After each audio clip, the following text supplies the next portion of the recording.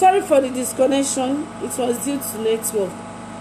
So ọmọkùnrin yẹn wá sọmú bó ti wá sọmú ó wá tọrọ ìdáríjì ó wá sọ fún what he has been experiencing. That's it, and he confessed to her that truly he made love with that girl, and when ìgbà tó ti bẹ̀rẹ̀ sí ní máa bá ọmọ yẹn sùn àti ìgbà yẹn náà ni wàhálà ti wọ inú ilé yẹn àti ìgbà tó ti bẹ̀rẹ̀ sí ní máa bá ọmọ yẹn sùn àti ìgbà yẹn náà ni wàhálà ti dé sínú ilé yẹn. Amen. Ohun tó wá ṣẹlẹ̀ ni pé lẹ́yìn tó ti wá rí pé wàhálà ti dé tán ọkùnrin yẹn náà wá sáré lọ sọ́dọ̀ pásítọ̀ ẹ̀ ó wá lọ ṣàlàyé fún pásítọ̀ ẹ̀ ó wá lọ bẹ̀ pásítọ̀ ẹ̀ pé kó bá òun bẹ̀ ìyàwó òun torí pé òun ṣe ìyàwó òun ṣẹlẹ́dẹ̀ òun ṣe ìyàwó òun ṣẹlẹ́dẹ̀ ẹ wò kọ́mọbìnrin yẹn kó má forgive ẹ̀ kó torí pé nǹkan tí ọmọkùnrin yẹn ṣe ẹ wo bí ilé Yorùbá ṣe yá dànù ẹ wo bí tí ìgbéyàwó yẹn tí ò bá parí sí ibi tí ìgbéyàwó yẹn kò bá parí sí nìyẹn àìlè dáríjìra wa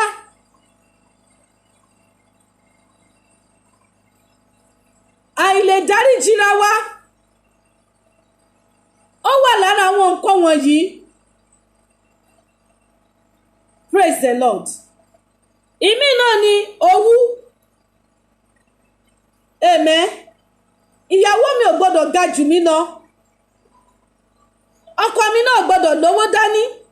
Torí tó bá lówó lọ́wọ́ afọ́bìnrin mi. I'm still on causes of broken home. Tó bá lówó dání afọ́bìnrin mi. Tí ìyàwó mi náà bá lówó jù mí lọ. Ẹnu mi ò ní ka. Another instrument tẹ̀sùn lò láti bà ìdílé jẹ́ nìyẹn. Amen. Another one òun ni ìkórìíra. Maybe ọkùnrin ló pàdé obìnrin míì tó bá wò pé eléyìí ó tún dájú ìyàwó tí mo gbé sílé lọ. Bẹ́ẹ̀ kò sí obìnrin tó dájú ra wọn lọ. Ojú nìkan là ń wò. So hatred, ojú kòkòrò, covetousness, that I have to go for this, I have to go for that. Ọkùnrin mi nípa pé kó rí obìnrin mi kó ti wò pé ìyàwó ilé òun àwọn ọkùnrin mi àti máa dáṣà nìkan máa sọ fún pé a lè máa jẹ ráìsì nìkan. Ẹlòmíì dẹ̀ ti jẹ ráìsì ó ti jẹ̀wà nínú wọn tẹ́wà yẹn gan ti kó bá yí ẹ̀ tó ti bá rẹ̀ níbi tí ò yẹ kó bá rẹ̀. Praise the Lord. Another one òun ni àìnítẹ̀lọ́rùn bí mo sọ lẹ́ẹ̀kan yẹn àìnítẹ̀lọ́rùn ojú kòkòrò àti covetousness.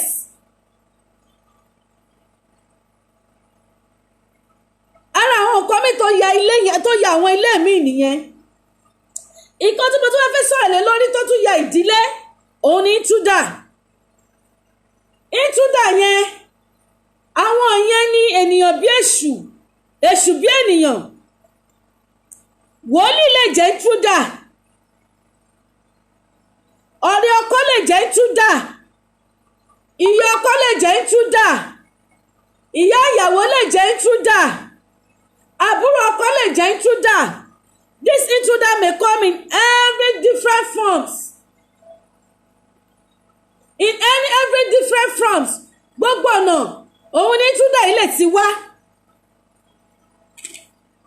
Ní ọjọ́ kan obìnrin kan wá bá mi. Mo ń gbàdúrà fún obìnrin yẹn. Bí mo ṣe máa ń gbàdúrà fún obìnrin yẹn, mo wá bèrè lọ́wọ́ obìnrin yẹn pé kí ló ṣẹlẹ̀ láàrin wa àti àfà? Kí ló dé tí àfà yìí tó àfà wo lu mo àti ẹ̀ ní misunderstanding tó wá ń lépa ẹ̀mí ẹ̀ kiri? Ó wá ṣàlàyé fún mi, ó ní lóòótọ́ ni. Ó ní àfà yẹn ọ̀gá ló jẹ́ fún ọkọ òun bó ṣe ní pé àfi dandan kóun bóun sùn nìyẹn ó lọ wá wò ó pé mẹ́ńtọ̀ ọkọ òun bàbá nínú olúwa ọkọ òun báwo ló ṣe máa bóun sùn ó parí torí pọ́bìnrin yẹn ò gbà fún àfáà yẹn làfáà bá pe ọkọ ẹ̀ pé kó wá bó ṣe máa ní ìyàwó ẹ̀ jáde torí pé àjẹ́ ni ṣọ́ra àwọn intruder bí wọ́n ṣe máa ń wọ ilé tí Ọlọ́run kọ́ fún ènìyàn mo rí wòlíì náà tó pe ọkọ torí pé ó fẹ́ báyàwó ìyàwó yẹn sùn ọ̀pọ̀lọpọ̀ wòlíì ló ti fa ilé ló ti fa òdìlé àwọn ènìyàn ya ọ̀pọ̀lọpọ̀ àwọn ìránṣẹ́ Ọlọ́run nítorí ìjẹkújẹ àti ojú kòkòrò tó ti ya ilé àwọn ìdílé tó ti ya àwọn ìdílé lulẹ̀ ìgbà yẹn torí pé wọ́n fẹ́ ní ìyàwó wọ́n fẹ́ báyàwó ní àjọṣepọ̀ àbí kó jẹ́ wòlíì obìnrin tó fẹ́ bọ́kọ ní ọkọlọ́kọ ní àjọṣepọ̀ ìgbà yẹn náà máa rí àwọn ìran burúkú àwọn ìran òṣì àwọn ìran tí ò sí nínú bíbélì àwọn ìran ọ̀run àpáàdì pé o mọ̀ pẹ̀lú èèyàn báyìí ní ìyàwó ẹ jẹ́ ṣé o mọ̀ pẹ̀lú èèyàn báyìí ní ọkọ ẹ jẹ́ àwọn iṣẹ́ tí Ọlọ́run ò rán láti fi fa ìdílé yẹn ya ìwọ tó ń gbọ́ mi tó wà nínú irú ipò bẹ́ẹ̀ ìwọ tí Ọlọ́run kó àwọn ìmọ̀lé lọ́wọ́ tó bá bẹ̀rẹ̀ sí ní máa dàrin wọn rú nítorí pé Ọlọ́run fi ẹ́ sí ipò láti jẹ́ bàbá wọn nínú Olúwa àbí láti jẹ́ ìyá wọn nínú Olúwa tó bá wò wípé ojú kòkòrò àti olè ojú ẹ tó wá fa ìdílé ya torí pé àwọn ọmọ yẹn gbé ayé wọn lé ẹ lọ́wọ́ lọ yí padà torí gbogbo ẹ̀ la máa bèrè lórí ẹ intruder mo sọ̀rọ̀ lórí intruder bí wọ́n ti máa ń fa ilé ya wòlíì mi òun ló ya ilé mi wòlíì ọkùnrin mi ló ya ilé mi lulẹ̀ ilé tọ́lọ́run kọ́ fáwọn ẹlòmíì àwọn míì obìnrin wòlíì obìnrin ló ya ilé wọn lulẹ̀ àwọn wòlíì èké ni o àwọn tí wọ́n fi Ọlọ́run bojú àwọn intruder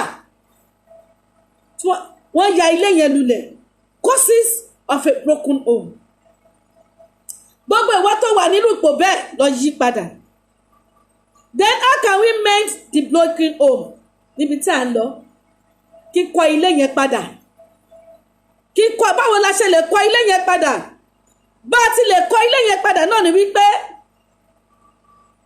kí a fi ayé wa fún Jésù lóòótọ́ lóòótọ́ ká gbàgbé gbogbo ohun tó ti kọjá ká gbàgbé gbogbo ohun tó ti kọjá gbogbo ẹ̀ṣẹ̀ tá ti jọ ṣe ara wa gbogbo àwọn ìran burúkú tá tí mo ti rí sí wa tó ti fa ìdílé yẹn ya ẹ jẹ́ ká gbàgbé gbogbo ẹ̀ gbogbo àwọn ìran tí wòlíì èké ti rí gbogbo àwọn ìran tí wòlíì èké obìnrin ti rí èyí tí wòlíì èké ọkùnrin ti rí láti fa ilé yẹn ya ní ọjọ́ kan wà nínú ilé nígbà tá a ṣẹ̀ṣẹ̀ bẹ̀rẹ̀ program ní mo invite wòlíì kan wá ló bẹ̀rẹ̀ àsọtẹ́lẹ̀ tó bẹ̀rẹ̀ yẹn kíákíá ni mo tètè lú aago tí mo dẹ̀ sọ fún anybody pé gbogbo ẹ̀yin tẹ́ wà níbí nǹkan tẹ́ gbọ́n bíbẹ̀ tẹ́ bá lọ sọ́ta orúkọ Jésù ò ní jẹ́ fún yín mọ́ o èmi ò gbé ìjọ kẹ̀mí kalẹ̀ láti ya ìdílé o mo dẹ̀ pé ọkọ ènìyàn lọ́jọ́ yẹn pé gbogbo ètò sọ́nbí tó gbọ́ yẹn ibi kan ló ti gbọ́ o èmi kò ṣe bí ló ti gbọ́ má délé kó lọ sọ pé wọ́n sọ pé ìyàwó àjẹ́ kọ́kọ́ kúrò nílé fún ẹ ó gbá mi má sọ bẹ́ẹ̀ mọ́ mẹ́ni ó gbọ́ bíbá ẹ̀ ìránṣẹ́ Ọlọ́run ò gbọ́dọ̀ máa tún yìngì ká ìránṣẹ́ Ọlọ́run ò gbọ́dọ̀ máa ya ilé bó bá tilẹ̀ jẹ́ pé there is a mistake between the husband and wife ó tó wà fún ni pé kó wo bó ṣe máa bá wọn mẹ́ǹdì ilé yẹn tí ilé yẹn kò ní bàjẹ́ tí òfin ní fàya kò ṣe pé kí wọn náà wá wọnú ilé yẹn and not take advantages of them pé ó ti ẹ̀dá ìyàwó ẹ̀ tí mo ti fẹ́ bá sùn látọjọ́ tó ti pẹ́ ọ̀nà ti ṣí sílẹ̀ fún mi wọ́n á máa sọ̀rọ̀ ọ̀tọ̀ fún ìyàwó wọ́n á máa sọ̀rọ̀ ọ̀tọ̀ fún ọkọ wọ́n á máa farun wájú mọ́ ti ìpàkọ́ you will pay for it. Ọlọ́run máa bi ẹ́ ṣé ohun tí Ọlọ́run rán ẹ sínú ayé wọn nìyẹn? Ṣé ìdí tí Ọlọ́run fi kó wọn ní ẹ lọ́wọ́ nìyẹn? Ọ̀pọ̀lọpọ̀ ìránṣẹ́ Ọlọ́run ló ti fa ilé àwọn èèyàn ya. Mo dúró mo sọ tẹ́lẹ̀, gbogbo ìdílé tó ti fàya, gbogbo ìdílé tó ti dàwó nípasẹ̀ àsọtẹ́lẹ̀ burúkú, mo wí pẹ̀lú àṣẹ Ọlọ́run àti àṣẹ ìpè, bó ti ń gbà mí lónìí, ẹ̀mí mímọ́ ó yá kó gbé padà. Àṣẹ orin máa sọ́tò káìlìmọ̀. Gbogbo ìdílé tí ìtúndà ti wọnú ẹ̀, àwọn ìtúndà ọkùnrin, ìtúndà obìnrin tí wọ́n ti wọnú ẹ̀, mo sọ tẹ́lẹ̀ lórúkọ Jésù, ìdílé yẹn lónìí Ọlọ́run ó yá kó jọ́ padà kó sí ipò. Ẹlẹ́ẹ̀kejì, help your vision. Tó bá jẹ́ ìyàwó lọ́lọ́run gbọ́ngàn fún, ìwọ ọkọ má sọ wípé ìyàwó ẹni. Help your husband vision, help your wife vision. Tó bá jẹ́ ìyàwó lọ́lọ́run fẹ́ lò láti bùkún ilé yẹn, tó o dẹ̀ rí talent yẹn nínú ayé ẹ̀, help that talent. Help that talent. Má wò wípé èmi ni ọkọ, bó bá ti wọn Ọlọ́run ló ṣe ń ṣe ọlá ẹ̀. Tó bá wù á gbé ọlá fún ọkọ, tó bá wù á gbé fún ìyàwó. Ohun tó bá ti wọn Ọlọ́run òun ló máa ń ṣe. So help each other's vision. Tó bá jẹ́ ìyàwó náà Ọlọ́run gbogbo ìdílé fún, kó náà mọ̀ ṣe bẹ́ni tó ní ẹrú ló ní ẹrù. Ìyàwó mi ló nílé 40 yẹn, ìyàwó ẹ̀ ló sọ, ìwọ náà ló níyẹn. Tó bá dẹ̀ jẹ́ ọkọ náà lọ́lọ́run gbogbo ìdílé fún, all well and good, tọ́jú ìyàwó ẹ nínú ilé. Do what is right in your family. Má wò wípé torí pé wọ́n lọ́lọ́run gbogbo ìdílé fún, kó wá sọ ìyàwó ẹ̀ di àkísà, kó wá sọ di ẹrú, kó sọ di ìyàwó, kó sọ di aṣọ ìnulẹ̀. Rántí pé gbàtà bẹ̀rẹ̀ sámọ̀nù yìí, ohun tí Ọlọ́run tó fi fún ẹ ní ìyàwó yẹn ni pé ó kún ọkùnrin yẹn ní ọrùn, ó wá yọ ìkan nínú ẹ̀. Ṣé inú ẹ̀ yẹn ṣàkísà ló wà bẹ́ẹ̀ ni? Ṣé níbi kan tó yọ nínú ẹ̀ yẹn, ẹ̀yẹ ẹ̀kan tó yọ yẹn, ṣé ìyá tó bàjẹ́ ni? That means your wife is part of you. Your wife is your blood. Your wife is your blood. So treat your wife like a queen. Don't treat your wife like a rag. Tí wàá lọ máa condemn ẹ níta because of ìfẹ́kùfẹ́, especially àwọn ọkùnrin míì tó bá ti di pé wọ́n fẹ́ ìyàwó mi báyìí. Ìgbà yẹn náà máa dé, náà máa sọ fáwọn èèyàn, ìyàwó òun, wọ́n ní ìyàwó òun àjẹ́ ni o, wọ́n ní gbogbo problem tí òun rí láyé yìí, ìyàwó òun ni ló wà behind it o, wọ́n ní kinní kan o, because ó ti fẹ́ fẹ́ lòmíì. Àwọn máa condemn ìyàwó tinúlé, èyí tó fẹ́ níta náà àǹtí ọ̀dẹ̀. Ó mọ̀ pé pàṣẹ tó fi kan nà ìyálé, ó máa wà lókè fún ìyàwó. Bá ṣe na ìyálé yẹn jáde tí ẹ máa wọ́ọ̀sì jù yẹn lọ. Àbúrò mi kan lọ́dé lọ́jọ́ kan tí mo ní tó mọ́kọ wá. Mo bá ní eléyìí ló fẹ́ ó ní ẹ, okay no problem. Mo ní bọ̀ wọ́n ní bọ̀ yìí ti má rí, ó ní ẹ lóòótọ́ ló ti má rí.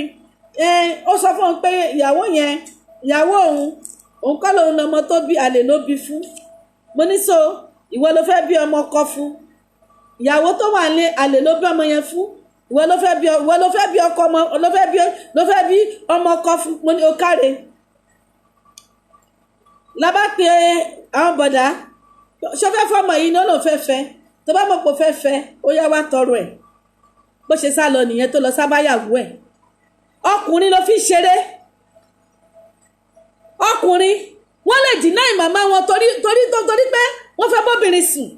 Ọkùnrin míì torí pé ó fẹ́ nǹkan yẹn kò sí lọ́tí ò ní pa fún ẹ, bọ́ tó bá ti rí nǹkan yẹn jágbà lọ́wọ́ ẹ lẹ́sẹ̀kẹsẹ̀ ó máa rọ́bìṣì wọn náà ni.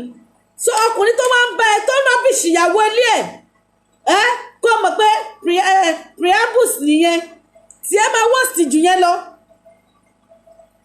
Ìyàwó tó fẹ́ ní ṣùlọ́kà tó ń rọ́bìṣẹ̀ níta because ó rí ìwọ tínú ẹ náà wá ń dùn pọ̀ ti rọ́kọ o ì tí ì rọ́kọ o, ìyá ló máa bá bọ̀ bẹ́ẹ̀.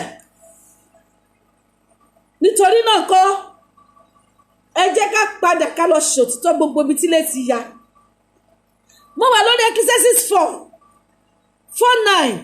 Only two are better than one because they have good returns in their labor. Yes, two are better than one because they have what? Good returns in their labor. Ẹnì kan ṣoṣo lè dá igbó ṣe. Ìwọ tó ń wò pé ìyàwó ilé ẹ bá ẹni tó fẹ́ lọ bá yẹn ṣe ọmọ orí èèyàn tó jẹ́ ni. Ṣé wọn ọmọ orí èèyàn tó jẹ́? Nǹkan tó bàjì nínú ìyàwó ẹ̀yẹn ò ṣe bí Ọlọ́run kó bẹ́ẹ̀ change ẹ̀. Àbí ìwọ náà tó sọ pé ìyàwó ẹ bàjì ìwọ gan ṣọ́ wá gùdù ni. Are you a perfect man? There are some things in you too that the wife does not like. There are some things in you that the wife does not like. But you manage yourself. How we can mend a broken home? You manage yourself. Ephesians 4:32 said, be kind to each other, tender heart, forgive one another, just as through the Christ forgive us. Bí Ọlọ́run ṣe dáríjì wá, tender ẹ jẹ́ ká máa fi òtítọ́ bára wa ṣe, ká máa fi òtítọ́ bára wa lò. That is the way that we can mend the broken homes. Lórúkọ Jésù, Ọlọ́run àbáwá, Ọlọ́run gbogbo ilé tó ti wó, gbogbo ilé tó ṣù ti dàwó, nínú ara àbí nínú ẹ̀mí, mo wí Ọlọ́run ẹ̀mí mímọ́, ó yá ó bá mi dá padà, àmì padà sípò. Amen. In conclusion, mo bẹ̀ wá, ẹ jẹ́ kí gbogbo wa fúnra wa ká wo bí ta ti ya ilé wa lulẹ̀. Kí gbogbo wa ká lọ ṣe àtúnṣe.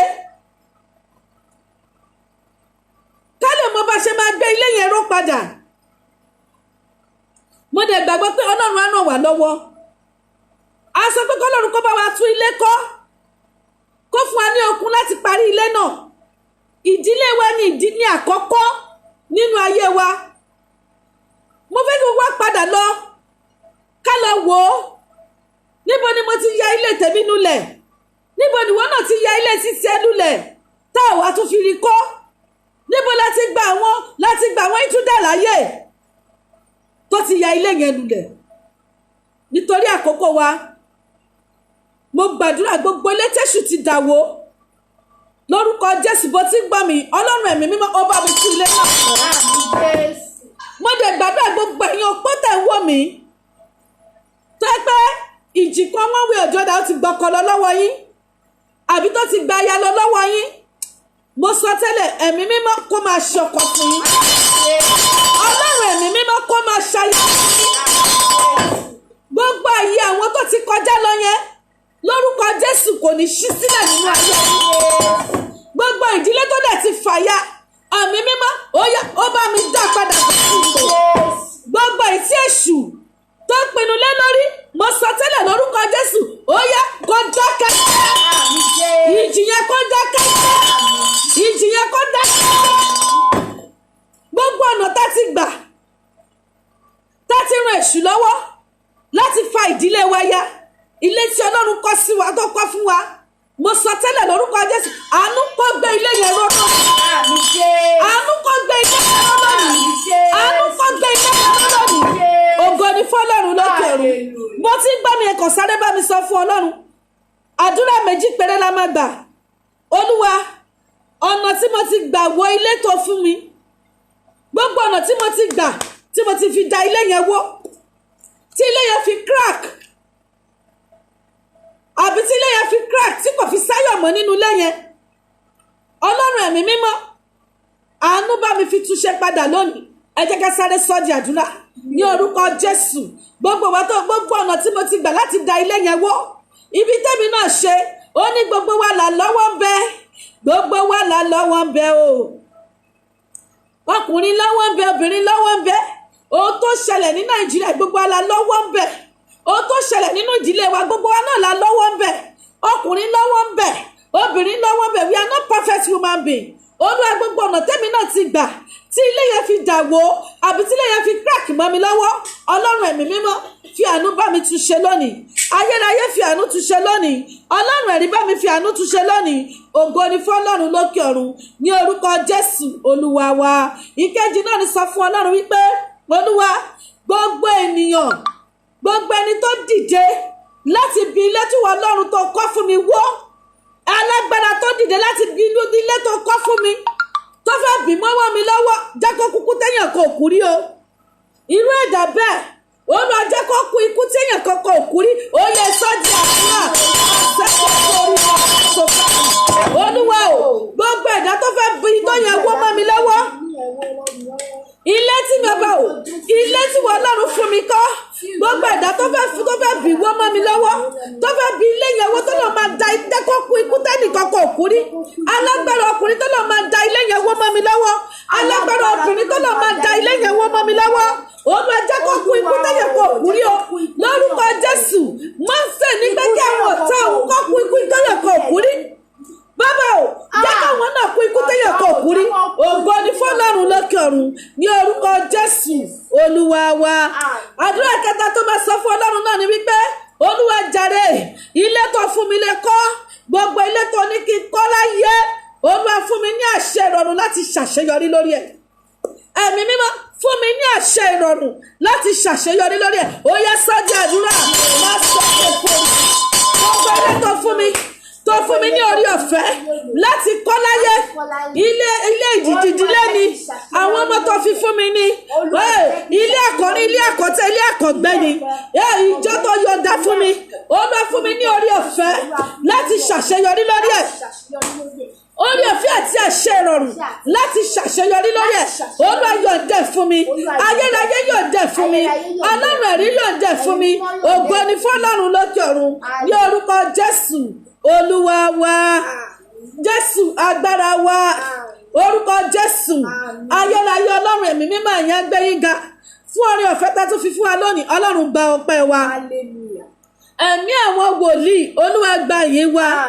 Mo gbàdúrà gbogbo ilé tí èṣù ti dàwó mọ́ wa lọ́wọ́, ilé tí ìwà wa gan ti dàwó mọ́ wa lọ́wọ́, ìwé táwọn ènìyàn ti dàwó mọ́ wa lọ́wọ́, ilé tí àwọn wòlíì èké ọkùnrin ti dàwó, ilé tí àwọn wòlíì èké obìnrin ti dàwó, ilé tí àwọn ìka ènìyàn tó ti dàwó, ilé tí àwọn obìnrin àjèjì, ọkùnrin àjèjì tó ti dàwó mọ́ wa lọ́wọ́, lórúkọ Jésù àánú lónìí ó yá kó bá wa tún ṣe. Àánú ó yá kó bá wa tún ṣe. Èyí táwọn àgọ́ ti fi ojú kòkòrò, ẹ̀ṣẹ̀ àti àìmọ̀kànmọ̀kàn dàwó, lórúkọ Jésù àánú kó gbẹ lọ́nà. Màmá mo gbàdúrà fún ọ lórúkọ Jésù, gbogbo ìdílé tí Ọlọ́run fún ọ kọ́ orí ọ̀fẹ́ láti ṣàṣeyọrí lórí ìdílé, lórí ọmọ, lórí ilé àkọ́rí, ilé àkọ́gbé, ilé àkọ́tà àti lórí ìjọ, gbogbo ilé tọ́lọ́run fún ẹ ní orí ọ̀fẹ́ lé lórí, orí ọ̀fẹ́ láti ṣàṣeyọrí lórí ẹ̀, lórúkọ Jésù màmá ó yá gbà á, bàbá ó yá gbà á, orí ọ̀fẹ́ yẹn kò ní bọ́ sọnù mọ́ wa lọ́wọ́. Ju bí a ti sọ lọ lónìí, Ọlọ́run kò ṣe jù bẹ́ẹ̀ lọ fún wa. Ògo ni fún Ọlọ́run lókè ọ̀run, ògo ni fún Ọlọ́run lókè ọ̀run, ògo ni fún Ọlọ́run lókè ọ̀run. Mo gbàdúrà fún gbogbo àwọn tó wà ní tó ń ṣàìsàn lọ́wọ́, gbogbo àwọn káàkiri gbogbo àgbáyé, àwọn tó wà lọ́sítítù, àwọn tó wà nínú ilé, lórúkọ Jésù Ọlọ́run ẹ̀mí mímọ́ ó yá lọ bá mi wò wọ́n sàn. Lórí àkéte àìsàn yẹn, ẹ̀mí mímọ́ bá mi gbé wọn dìde. Gbogbo ogun coronavirus torí dé àgbáyé Olúwa bá wa fòpin sí. Ọlọ́run ẹ̀mí mímọ́ ó yá bá wa fòpin sí. Gbogbo àwọn ọmọ tó padà lọ sí school, Ọlọ́run ṣàbò lórí wọn. Ọfà coronavirus májò bá ẹnikẹ́ni wọn. Ọba májò fòkù wọn ránṣẹ́ sílẹ̀. Májò tó pè wá lọ gbé òkú àwọn ọmọ wọ̀nyí. Ilé kan tó tún ní ká kọ́ nìyẹn. Báwọn ọmọ ìsìn máa lọ, Ọlọ́run ṣàbò lórí wọn. Exam tí wọ́n fẹ́ bẹ̀rẹ̀, Ọlọ́run darapọ̀ mọ́ wọn. Jẹ́ kí gbogbo àwọn ọmọ ìkọ́ ṣàṣeyọrí. Ògo ni fún Ọlọ́run lókè ọ̀run. Ilẹ̀ Nàìjíríà, Ọlọ́run jẹ́ kó wà ní àlàáfíà. Orílẹ̀-èdè Nàìjíríà jẹ́ kó wà lálàáfíà. Gbogbo àgbáyé, Olúwa jẹ́ kó wà lálàáfíà. Ìlú Èkó, Olúwa jẹ́ kó wà lálàáfíà. Ìdílé tiwa náà, Ọlọ́run jẹ́ kó wà lálàáfíà. Ògo ni fún Ọlọ́run lókè ọ̀run. Ògo ni fún Ọlọ́run lókè ọ̀run. Ní orúkọ Jésù ni a gbàdúrà. God bless you, my mommy. God bless you, my daddy. Thank you for watching. All the interpreters appreciate you in the house. God bless you. More anointing, more grace in the name of Jesus. Gbogbo àwọn tó ń wò wá náà á dára fún yín lórúkọ Jésù. Thank you for your time. Thank you for your data. It shall be well with you. And you will not watch this program in vain. In the mighty name of Jesus. God bless you all. Every Tuesday for one-on-one counseling, you can call me on this number, 8 a.m. to 12 a.m. 081 081 81 586 081 081 181 586. And if you have anything or the Lord has placed in your mind for this program, you can also as well come in on that number. It shall be well with you in Jesus' name. I appreciate you all. I appreciate you all. I praise you for watching. I appreciate all of you for being in this program. It shall be well with you. God bless you all. Just to tell you that I love you. Ọ̀sẹ̀ tó ń bọ̀, má miss ẹ̀. Má miss ẹ̀ lọ́sẹ̀ tó ń bọ̀. Ọ̀sẹ̀ tó ń bọ̀, a ti gbàdúrà lórí ìdílé lọ́nù ní Sunday eléyìí. Ní Sunday tó ń bọ̀ lọ́hùn, a fẹ́ gbàdúrà lórí àwọn ọmọ wa. Òun ni the second ìdílé tí Ọlọ́run fi fún wa. Ọmọ wa, gbogbo ọmọ tí èṣù ti wó lulẹ̀, mo gbàdúrà kó tó ọjọ́ mẹ́jọ. Àánú máa gbé àwọn ọmọ yẹn dìde. Gbogbo ọmọ tó ń gbomi jẹ́ burúkú lójú ẹ, ọmọ tó ní ayọ̀ lé lórí lórúkọ Jésù, ọmọ tí èṣù àtàwọn ọmọ gbẹ̀ tó fi ń jẹ níyà ní ìjọ mẹ́jọ kó tó ọjọ́ mẹ́jọ òní, ó máa ní ẹ̀rí torí lára ilé tí Ọlọ́run kọ́ fún ẹni yẹn. Gbogbo ọmọ tó ṣàṣeyọrí lórí ẹ̀ nínú ìjọ mẹ́jọ òní lọ́kọ́ tó ó máa ṣàṣeyọrí lórí wọn. Nítorí náà lọ́jọ́ mẹ́jọ òní má miss ẹ̀ lórúkọ Jésù. Mo wí pẹ̀lú àṣẹ Ọlọ́run, ọjọ́bọ̀ ọ̀run kò ní bọ́ sọnù mọ́ wa lọ́wọ́. Tí Jésù bá fa bíbu ẹ̀ sẹ́yìn ní ìjọ mẹ́jọ, inú ògo láti máa pàdé, inú ẹ̀rí láti máa pàdé. Màmá bẹ́ẹ̀ tí ń lọ nínú ọ̀sẹ̀ ẹ lọ máa jẹ nínú ògo, ẹ lọ máa mu nínú ògo, ẹ lọ máa sùn nínú ògo, ẹ lọ máa jẹ nínú ògo, ẹ máa lọ rìn nínú ògo, ẹ lọ máa ti inú ògo bọ́ sínú ògo. Bẹ́ẹ̀ náà ló máa rí, ohunkóhun ò ní yí padà. I love you all. Thanks for watching.